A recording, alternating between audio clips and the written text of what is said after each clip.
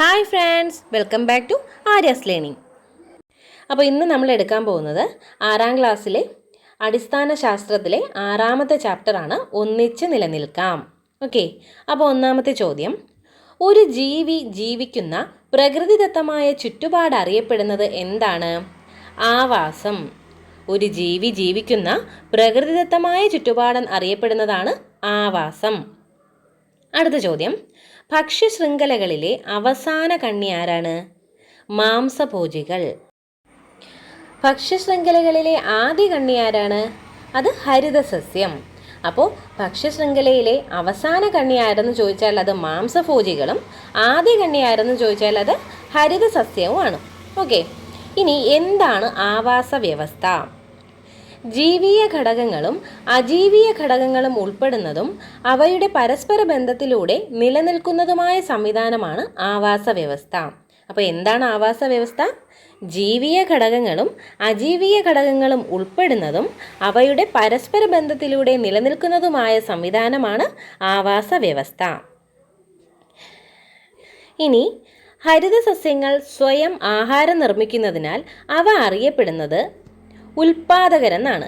ഹരിതസസ്യങ്ങൾ സ്വയം ആഹാരം നിർമ്മിക്കുന്നതിനാൽ അവ അറിയപ്പെടുന്നത് എന്താണ്?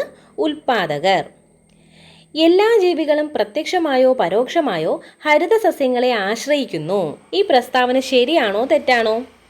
എല്ലാ ജീവികളും പ്രത്യക്ഷമായോ പരോക്ഷമായോ ഹരിതസസ്യങ്ങളെ ആശ്രയിക്കുന്നു. ഈ പ്രസ്താവന ശരിയാണ്. അടുത്ത ചോദ്യം, ബാക്ടീരിയ ഏത് വിഭാഗത്തിൽ പെടുന്നു? ബാക്ടീരിയ വിഘാടകർ എന്ന വിഭാഗത്തിലാണ് പെടുന്നത്. ഓക്കെ, ബാക്ടീരിയ വിഘാടകർ എന്ന വിഭാഗത്തിൽ പെടുന്നു. ആരാണ് ഉപഭോക്താക്കൾ? ആഹാരത്തിനായി മറ്റ് ജീവികളെ ആശ്രയിക്കുന്നവരാണ് ഉപഭോക്താക്കൾ. അപ്പോൾ ആരാണ് ഉപഭോക്താക്കൾ? ആഹാരത്തിനായി മറ്റു ജീവികളെ ആശ്രയിക്കുന്നവരാണ് ഉപഭോക്താക്കൾ. ഇനി ആരാണ് വിഘാടകർ? ജൈവാവശിഷ്ടങ്ങളെ വിഘടിപ്പിച്ച് മണ്ണിനോട് ചേർക്കുന്നവരാണ് വിഘാടകർ. അപ്പോൾ നമ്മൾ 2 പോയിന്റ്സ് പറഞ്ഞു. ആരാണ് ഉപഭോക്താക്കൾ? ആഹാരത്തിനായി മറ്റു ജീവികളെ ആശ്രയിക്കുന്നവരാണ് ഉപഭോക്താക്കൾ. വിഘാടകരാരാണ്? ജൈവാവശിഷ്ടങ്ങളെ വിഘടിപ്പിച്ച് മണ്ണിനോട് ചേർക്കുന്നവരാണ് വിഘാടകർ. ഫംഗസ് ഏത് വിഭാഗത്തിൽ പെടുന്നവയാണ്?